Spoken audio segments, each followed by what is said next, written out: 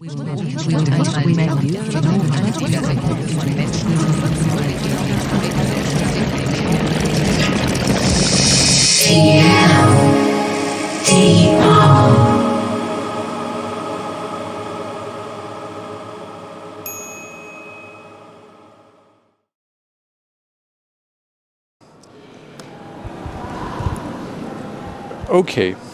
so thank you for coming. It's an unusual setting for an academic. And 15 years, 20 years ago, when I started my work in this area, this kind of event would not have happened. The room either would have been empty, or we would have had a collection of lawyers and civil servants. So to have an opportunity to speak to a wider range of interests in this area it makes me willing to go through this hurdle. I'm not an innocent party in here. I, in some ways, been a participant in the information of the directive. So I've been at numerous hearings and contributed studies and coordinated letters, tried to facilitate empirical evidence into the policy process. And it's part of our mission at the Create Center at the University of Glasgow that we do that, so that there's a place in the world where empirical evidence relating to copyright and information law is consolidated and presented in a way that is useful and actionable. We'll see today, whether it helped or not. But before I do that, I want to show you just quickly the website, because it may be helpful for you in the future if you want to keep track on what is happening in the directive space.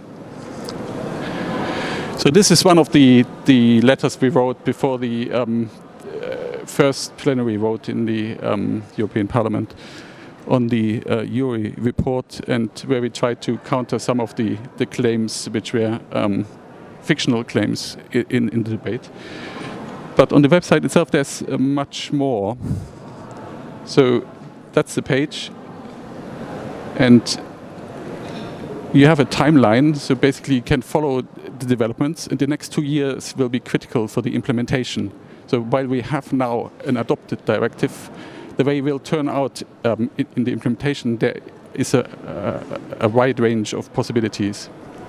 So we have got a timeline which goes back a couple of years. Then we've got all the various drafts, so you can track back when the changes were made and sometimes why.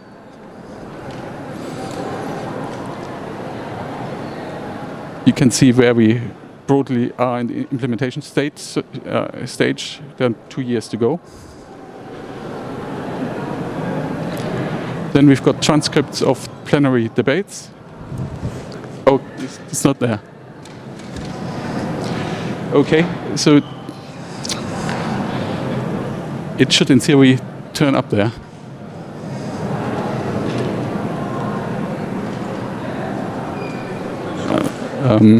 It's not fatal. Okay, so I told you what you might see if you go there. So don't worry. But the most interesting aspect of it is that it also contains lists, catalogues of empirical studies that matter to the various provisions of the directive. In particular, the three which have been the most contested ones. So the publisher's right, which was 11, is now 15. And obviously the change of the liability regime for platforms, which was 13 and is now 17. And then text and data mining, we have also a catalogue of empirical material. And we will try to complement and follow the implementation stage. Okay, so I go back to the presentation.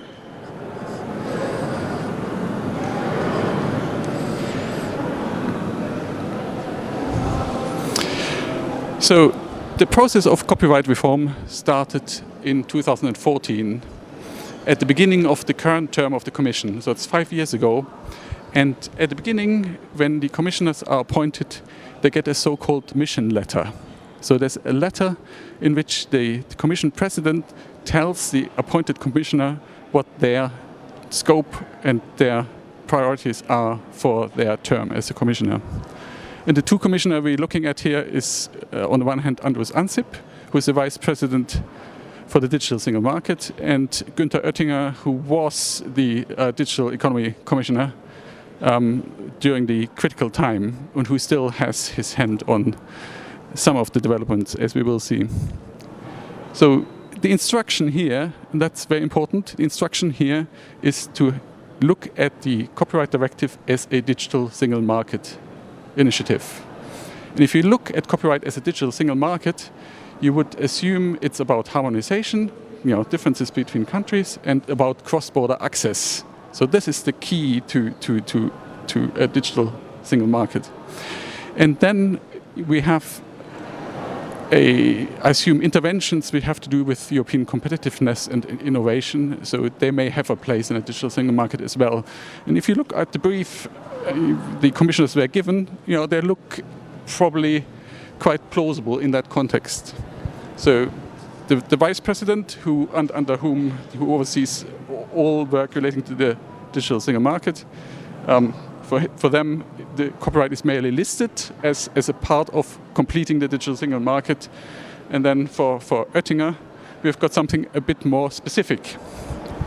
So we want the right regulatory environment to foster investment in innovative businesses, and users are at the center of the action. Okay, users are at the center of the action. Okay, so 5 years later,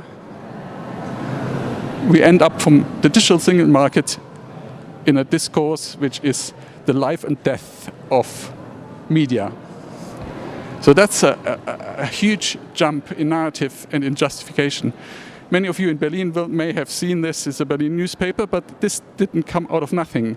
So the argument here is, unless we get a new exclusive right which allows a certain amount of control over the spreading of online news and monetization of use, there will be no quality press. And the means to do it is create this kind of exclusive new ancillary right. And if we don't get that, journalists will no longer report. That's the story. So how did this happen? So part of my talk today is basically evidencing the change of narrative over these 5 years. Then I would like to talk about the processes and the personnel which were actors in that change. And then I look towards the end on the evidence of lobbying. So, who actually paid for it, who had access, and in conclusion, I would like to offer some thoughts on what follows from that for policy making. And that's the title of my talk. So, is copyright reform possible after we considered the journey we've taken here? So if you came here to expect a detailed talk of a law professor explaining to you the implementation options about Article 13, come 17, we have to do that in a different forum. I'm happy to take questions on that. I will allow quite a lot of time for that. Okay, so 5 years. So the proposal was to complete the digital single market and do ambitious copyright reform as part of that. There were 3 regulations, 3 directives, 400 pages of impact assessments, and this very long legislative process. And the copyright attorney here, whose tweet I cite, is for the Czech Republic, the copyright attorney on the Council of the European Union. He's one of the few people who communicates a little bit about what's happening in the Council of the European Union. And that's, in policy terms, again, very interesting, because we know what happens in the Parliament to a certain degree. We don't know the lobby transparency, but we can see the documents and the debates. We know a little bit about what happens in the Commission because we can do freedom of information requests, but we have no idea what happens in the Council. Okay, so that is a real gap, and in the European process, you may know that the Commission has is the only institution that's got the competence to introduce legislation. So they hold the original pen. That is the key, and then both the countries and Parliament have to adopt and agree a position which is typically a modification of the original proposal, but it can't change the shape. So Let's look now at the change in narrative over these 5 years and some of the kind of modes of communication developed by various parts of the stakeholder interests of the corporate lobby. So you will recognize immediately again the same image, which turned out not by accident in a German national newspaper, was also in a fake newspaper which was distributed to members of parliament. So this is an initiative by 18 press agencies who try to communicate to members of parliament, that Article 11, the press publishers' right, is essential for them to continue their activities, and to illustrate that, they put together a newspaper which had some of the new narrative. It's not a digital single market narrative. It's not a competitive narrative. It's a narrative about fake news, about democratic values. So a completely new way of speaking about an exclusive right. So move to the next. So this is material of the same kind. So this is also distributed to MEPs to influence them. And here the narrative is European cultures under attack, and we have the American tech giants, and we need to protect ourselves from them. There's a condom which is delivered with it. And then adding to that, in online campaigns, there is then the narrative changes that any opposition to the directive, including academic voices who try to help, become recast as essentially financed by tech giants. So any opposition, any disagreement with the provisions in the shape of the directive is then cast in terms of Google and, to a lesser extent, Facebook, Amazon, and Apple. And a graph which has been circulated quite widely is this one here, which tries to show that the online internet campaign, SaveYourInternet.eu, essentially is a fake campaign. So it's not any real concerns there. It's a mobilized bot force by American foundations and tech giants. We will see later on that this was produced by a outfit which itself is financed by the lobby. So it's a curious setting, but it's a very different narrative. So we came from a digital single market to European democratic values, to European culture against appropriation by tech giants, to this story that any opposition to the directive essentially is financed and from far away controlled by anti-European forces. So against this, then was the more and more active, and I would say radicalized, online community. So in Germany it was the most radicalized, and people went on demonstrations, but we also have here, and that interestingly enough, Julia Reda moved with this. So once the basis for the shape of the directive changed, policymakers in Brussels themselves felt the only way they could get heard is playing the same game. So it became essentially a mutually reinforcing game. So rather than looking at what are the right policy measures for the policy aims we agreed to when we started, it becomes kind of a gamesmanship. Who can come up with a more radical narrative, and that's again something I think we should reflect on how policy is formed in this area if this is the only way to get heard. And if we look at the end now, which narrative has succeeded, I think we can be pretty honest about it. I think the successful narrative was this one. So this is the record industry. So if you look through these 5 points, I think this is what got us the directive we have now. It's formulated in moderate terms. It appeals to a wide range of values, and it has little to do with the start of the journey. Okay, so now the next section of my talk we'll look at really the alternatives to this narrative and why we ended up in this narrative. So the end narrative we ended up with is, American tech giants against European culture, and on the other side, I assume we are now, a digital colony of France, which responds to corporate right-holder interests in entrenched industries. So, narratives. Here's a selection of other narratives under which this debate could have been conducted. The first one, is probably goes back to how copyright policy was formed. So I'm not sure it's the best guide. If it's a matter of public interest now, it should not just be a question of doctrinal law, but we need the expertise here. We need to understand, how property rights and how access to information, how freedom of the arts, how these fundamental rights are, traded off, or if they can be. We need, some coherence in liability principles, and it's the stuff of many a system of law is to have agreements on due process and contestability. So I wouldn't dismiss the legal discourse, but I can see this is a difficult one to carry, an issue of this gravity. The second one is a social narrative about the changing role of the user, and we had that in the initial, brief so a digital user is not the same as we had, a user conceived in law, 3 decades ago. It's not a passive kind of vessel. We don't consume. So it's, we live in a networked setting, and copyright law has never accepted this.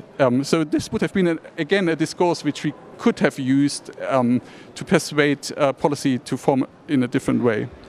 Third one, cultural. Again, if we look at the initial briefs, they also had quite a lot on cultural heritage and online education, out of commerce. So there was an attempt to address a cultural dimension, and there's still quite a lot of good stuff in that area in the final directive, but it was not the prominent discourse under which the directive was negotiated. And what I call here the black hole, again, many in the audience will be very familiar with that term, because the copyright term is life plus 70 years. We get this kind of very strange shape that the works which are available for you to consume legally are either being released fairly recently or out of copyright. And then we've got this whole area in between when works are not available for use, but they're also not on the market. So they're still protected by copyright law, but you can't repurpose them. And then the final discourse, again, I think, which you would expect to be prominently surfacing in this discussion, would be a standard economic discourse about innovations, about market entry, about incentives. And here we've got a curious situation that the digital world is doing fine. So there's more stuff out there than ever before. So for a standard economist, the copyright incentive needs to be treated in a very different way than it has been in the past. So again, I think this would have been a useful way of framing the discourse. None of this has happened. So why? Okay. So when the directive was published in 2016, this was the slide the European Commission put out on their press release. So this sets out, in their most persuasive way, the policy aims of what they try to achieve with the directive. So better choice, access to content online and across borders. So that's very much digital single market. So it's against geo-blocking, and has been met in some ways with the portability regulation and the SATRAF 2 directive regulation, but in fairly modest terms. Then we've got improved copyright rules for education, research, culture, heritage, inclusion of disabled people. Quite a lot of this found its way into the directive. And then we've got the fairer online environment for creators and the press. And nobody can disagree with this. We all want to work and invest in a fair environment. But what does it mean? It wasn't there in the initial brief. So what does it mean? And well, it turned out to mean, I jump quickly forward, it turned out to mean a industrial policy measure. Essentially, what hides behind the fair marketplace is the idea that there are certain European sectors of industry which need the help of additional rights and rules. And this was driven by Oettinger. That shows you how important it is that whoever holds the pen in the first draft controls where we end up. So from the digital market narrative, we ended up in a narrative of industrial policy, at least for this third bunch of rules. So if we look at this, it looks pretty innocent. It looks also something most societies would be happy to invest policy in. And so, unsurprisingly, it's also not that far away from the radar report of 2014-15. So this was a report which reviewed the InfoSoc directive. So before this directive, the last important horizontal measure in the European Union was the InfoSoc directive of 2001, which implemented the WIPO treaties and also kind of, to a certain extent, harmonized exceptions, at least the ones that are possible. And so what Julia Reda suggested in her report, which was accepted in a modified form in the European Parliament, was really that we need a rebalancing of the copyright space with a greater focus on users and with a greater focus on reuse and a rebalancing of the underlying deal. So from the radar report to the directive, so the big change is the one which I indicated just a minute ago. The big change is this addition of industrial policies supporting particular sectors. And the two provisions, most of you in the room will know are the which have been the most controversial. There are others in there, but the focus of the public debate mostly has been on these two. It's the new exclusive rights for press publishers, and it's the change to liability regime for platforms. So I speed up a little bit. So this will go in more details the next 3 slides to what the European Commission said they would do to achieve those aims. And I don't think I have time to talk you through this in detail. I just stick with the third one. How did they want to do their industrial policy? How would they, use intellectual property rights to protect or incentivize or shape certain cultural sectors in the European Union? Well, they say here the new rules proposed by the Commission reinforce the position of right holders to negotiate remuneration for their creative content. So we introduce new rules which improve the bargaining of right holders. It doesn't quite say how this will happen or who against, but this is really the underlying motivation. So industrial policy here is designed to improve the bargaining of right holders. So apart from Oettinger, who drove this agenda, he famously encouraged also the right holders themselves then to control the public debate about this point. So, which is a very interesting, again, for the change of the narrative and the way the directive has communicated. The traditional political class still consumes content and news through traditional media, and the traditional media had a stake here. So because of that, the reporting on the directive was either not existent or often biased. And in this famous intervention in 2006, Oettinger basically told the publishers, if you want this right, you have to tell your online journalists to shut up.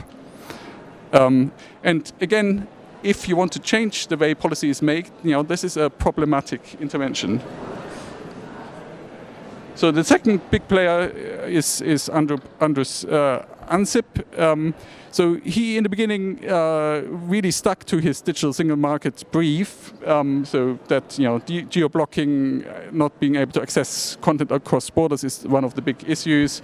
And also he talked up the economic and cultural value of digital heritage, museums, libraries, film archives. and he made strong statements that hyperlinking would be protected. So he stuck in his rhetoric very much to the original brief. But as we moved through the legislative process, and that's again typical for European policy making, it's better to have something than nothing. So you're not seen as a success if your proposed legislation doesn't get through the process. So towards the end, Ansip more and more became really a force in pushing the directive forward. And then we have got the situation in the European Parliament.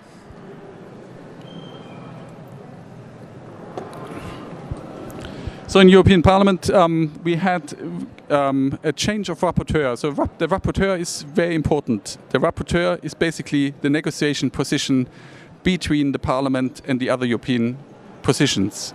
So again, he's effectively the person who holds the pen for the Parliament. I indicated how important it is for the Commission who holds the pen. For the Parliament, the pen is held by the rapporteur. And there was a change in rapporteur from Therese Comodini-Caccia, who was a Maltese MEP from the same party, also from the Christian Democrats, centre-right. And there was a change to Axel Voss.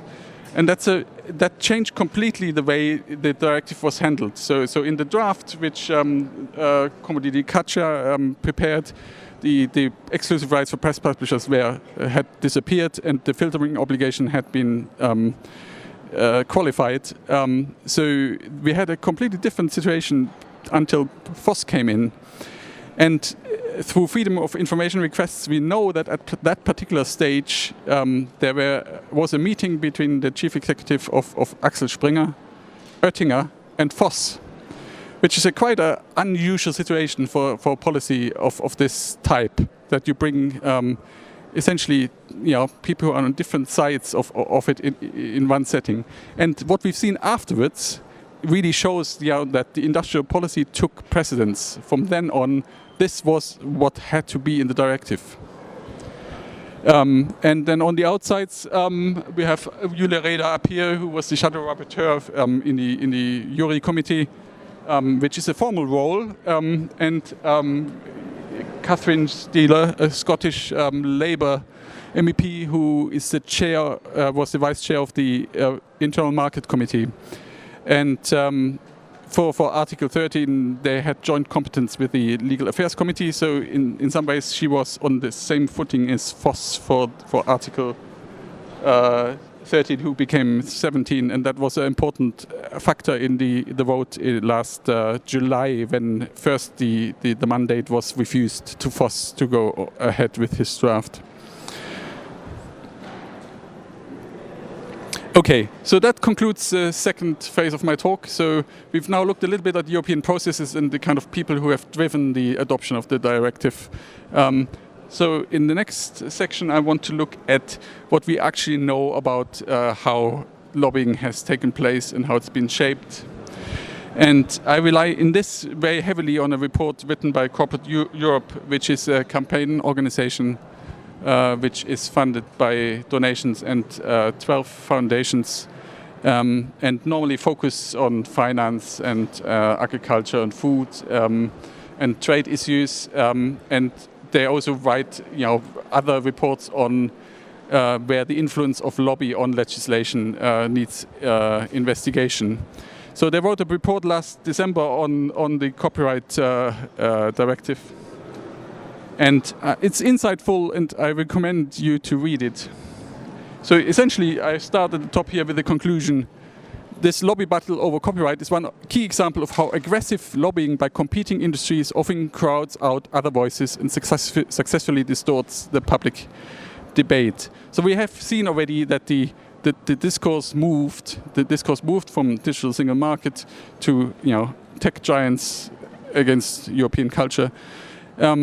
What Corporate Europe suggests is essentially what we have now is really a competing lobby battle between two different corporate interests. On the one hand, we have the back catalogue right holders, mostly the music industry and the publishers, and on the other side, we have the tech companies, and they are both legitimate corporate interests. And by structuring the policy and the lobby as a competition between these groups, the other voices are being drained out. Okay, so we no longer hear from users. We don't hear from startups. We don't hear from smaller companies. We don't hear from independent artists. It's all wrapped up in a binary structure.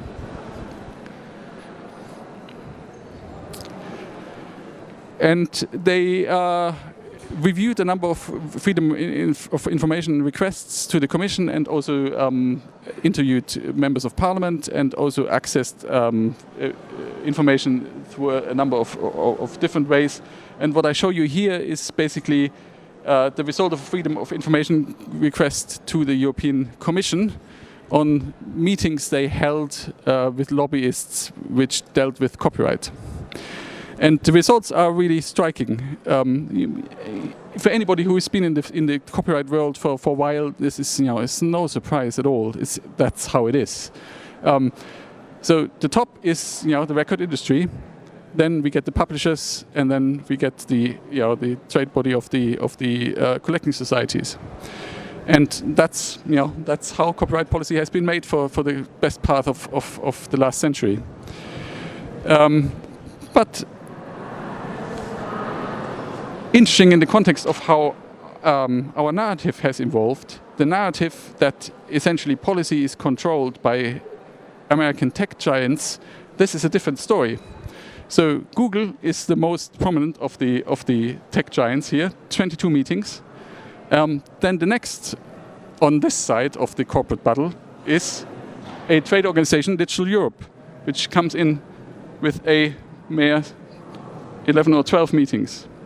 So if you consider the lobby environment, how influence is being exercised on the pen who writes the directive, this suggests that what we have received is very much a draft which reflects the corporate lobby of the content industry and not tech giants. And even more disturbing are the next two. So if you add up the interventions, the most important, or the most, let's say the institutions with the best access to the Commission are music collecting societies. So we're not talking about, copyright covers games, it covers films, it covers, software. Music is an important sector, but it's not even the biggest nor the most important in most countries. But in copyright policy, it drives what we receive. Okay, society is shaped by the interests of one particular sector, and here we've got the collecting societies added up from SACEM France, PIS UK, and GEMA for Germany. So these are the three biggest ones in Europe, and we have obviously the umbrella body for them. And if you add up their meetings, they've had meetings 54 or something like that. So if you just look at the amount of engagement and access, they are at the top. So, and these are the consumers. Okay, so that's the users which were supposed to be at the center of the way copyright reform should have been addressed, and it's a poor show. It's a poor show. It's one organization, which is the European Consumer Association, among the first 36.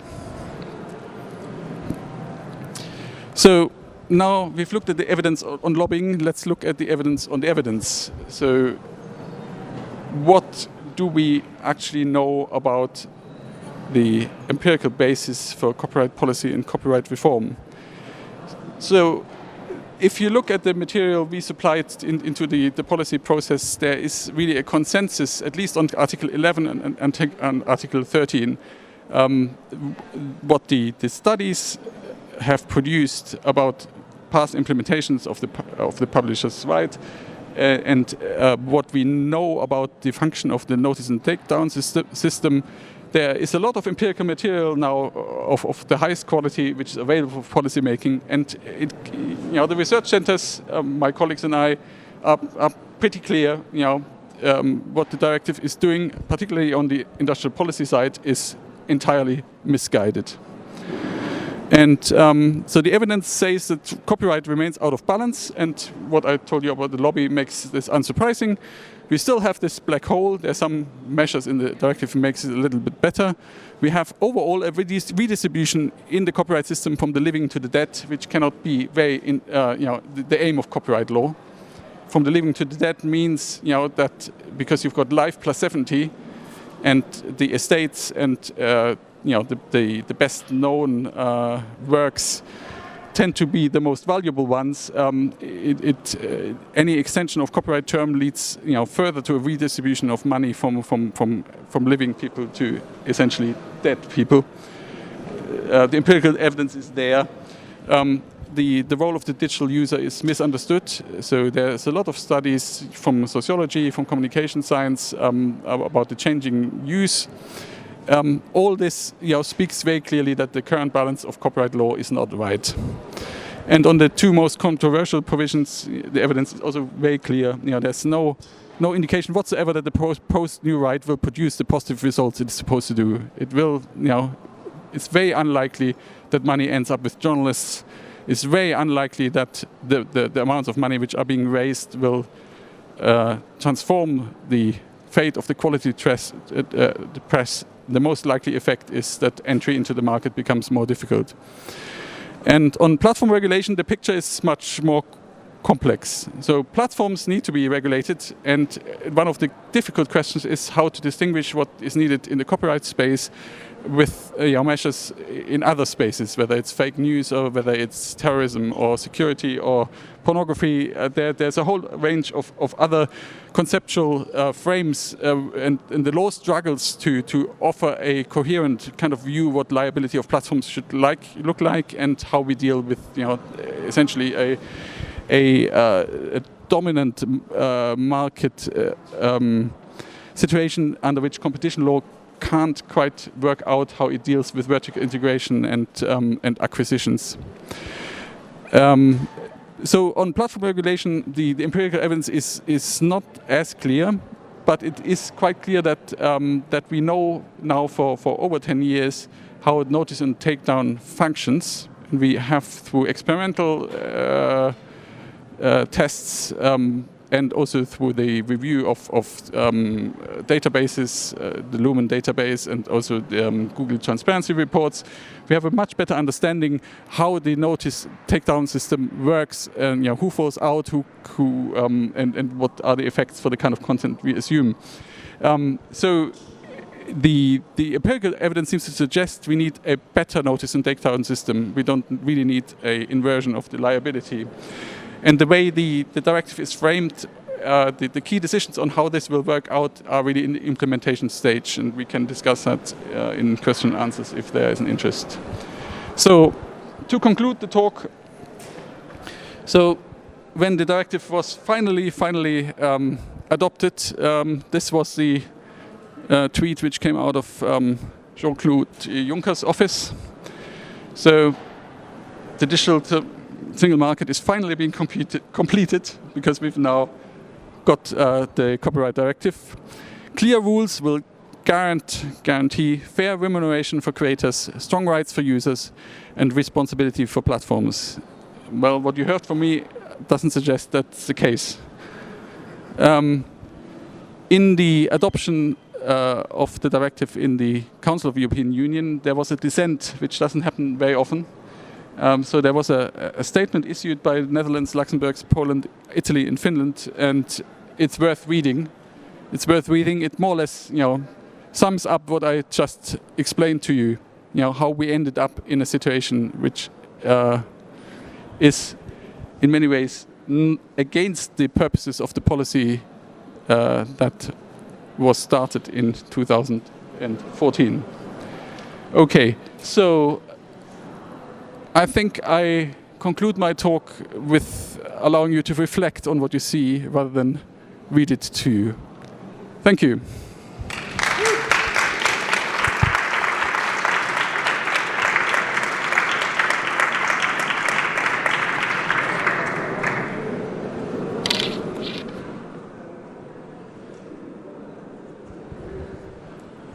Okay, this is quite something to digest, I think. Thank you, Martin. Questions, remarks. Music industry lobbyists can contradict now. Sure. Are they here? No. Okay, no. Hello, I'm not a lobbyist. Can I ask you a question about Article 14, which concerns visual works of art in the public domain? In the German context, how do you see that being implemented, where here the restrictions are quite tight and organisations have been able to maintain control for remuneration and other purposes, and how do you see the future? Well, I mean, that was a late addition, and in some ways a surprise that we managed to get it in. So saying I would say so those group who took seriously the initial aim of the directive, putting users at the center and also releasing the potential of culture. So if we look here, I don't have much about it, just that works of visual art in the public domain. I mean, it's the idea here is that by digitizing you can't assert a new layer of rights on out of copyright material. And that's, again, I think, an example where, if this is a harmonization measure, you would have to treat this in the same way in all countries of the European Union. And many countries have different layers on rights relating to photography as well. And then there's a separate layer of rights, for example, in Italy, which give a sui generis protection to cultural works. So it's very enough making that statement, but how it ends up in practice is... I still think it's a good thing to have it there as an aim. But I would not be able to predict, in the German context, how the implementation would. I mean, you can't just take the right provided in German law for photographs away, because it's a different type of right. It's not covered by the directive, so it's a problem. Yeah. Another question over here. Hi, I actually have two questions regarding Article 15 or before Article 11, and they are kind of connected. So. There was a conspiracy saying that the real reason for Article 11 is to shut down the small newspaper pages, or by shutting down Google News completely, so that the users have to visit the large corporate news websites not through Google but directly, and so they can have a much more market share regards of advertisement.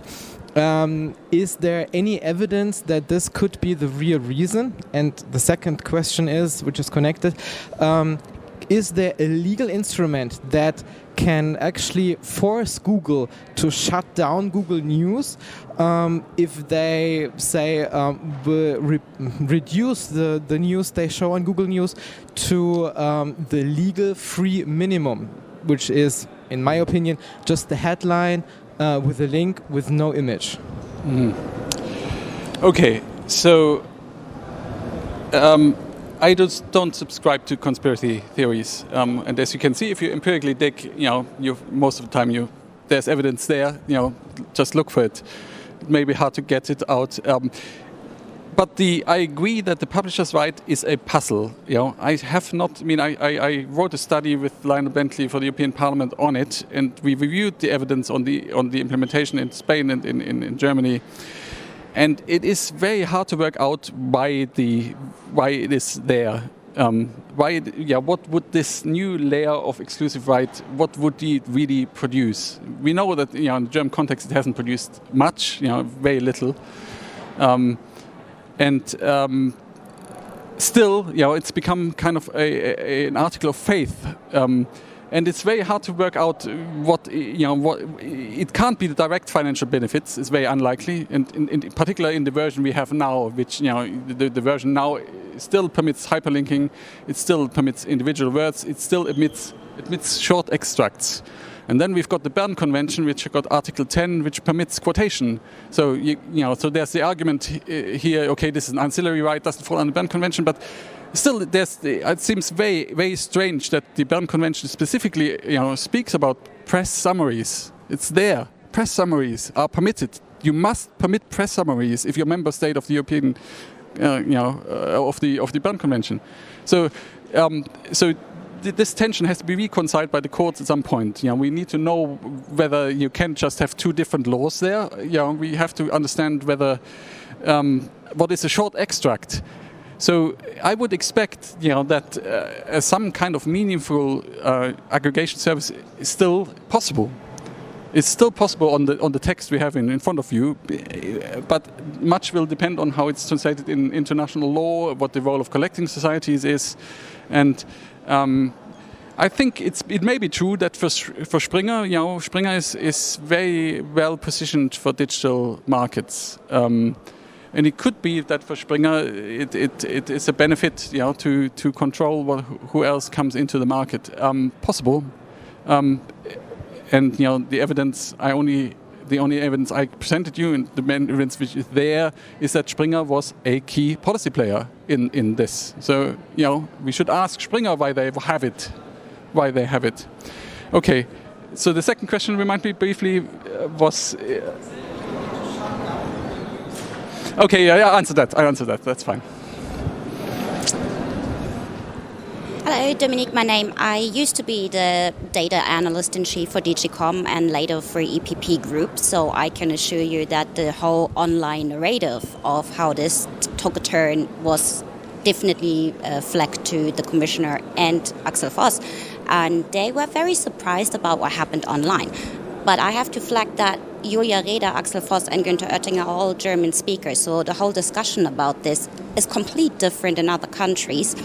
And I think we will see what Günther Oettinger's underlying intention was when he actually leaves office and what position he will assume afterwards, because I think he will go private industry. So that will be a lot more exciting to follow, and then we see what happens. So it's more a statement than a question. Thank you, anyway. More questions? Oh, I see one question over here. So maybe a follow-up to your answer about Bern and whether or not this is compatible with Bern. There's been some talk that maybe this isn't compatible with CETA and maybe not compatible with the e-commerce directive because it imposes general monitoring duty. Do you think that people are just grasping at straws, or will these be viable challenges?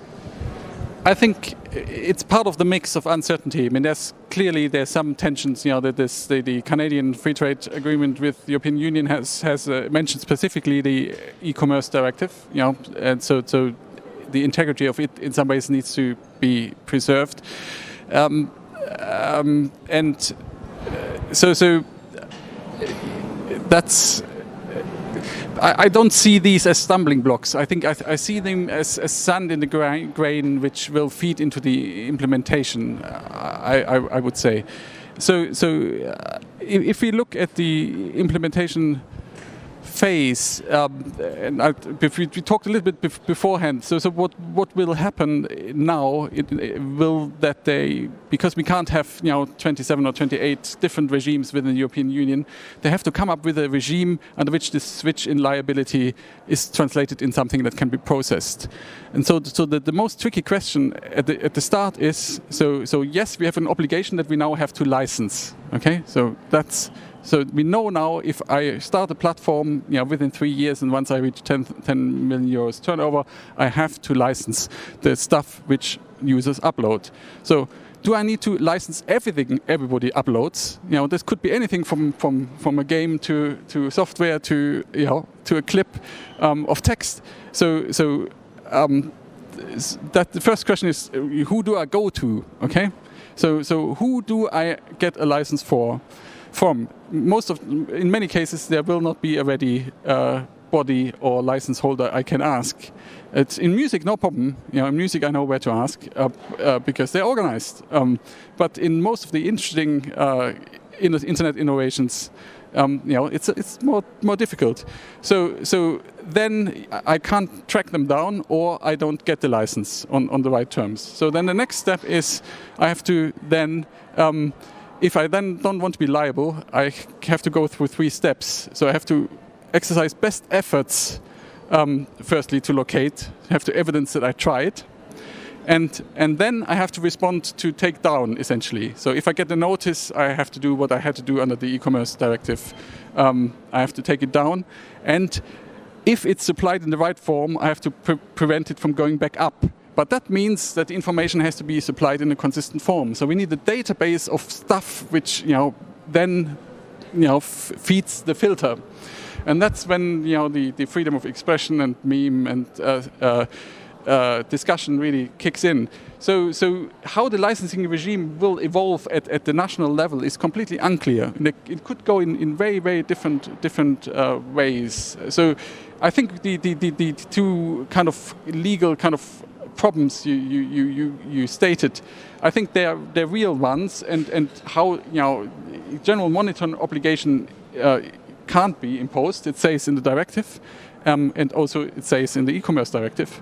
So it has to be a specific monitoring. The specific monitoring linked to these databases of rights supplied. So the shape of these databases is absolutely key to answering it. So putting this point in, may shape the national implementation in a particular way. But how do you shape it at European level? I mean, we can't have 27 different kind of takedown regimes, takedowns regimes, filtering regimes, licensing arrangements. It's not digital single market. I think we can allow one more question. Come on, guys. One more answer is provided if you want to. Okay.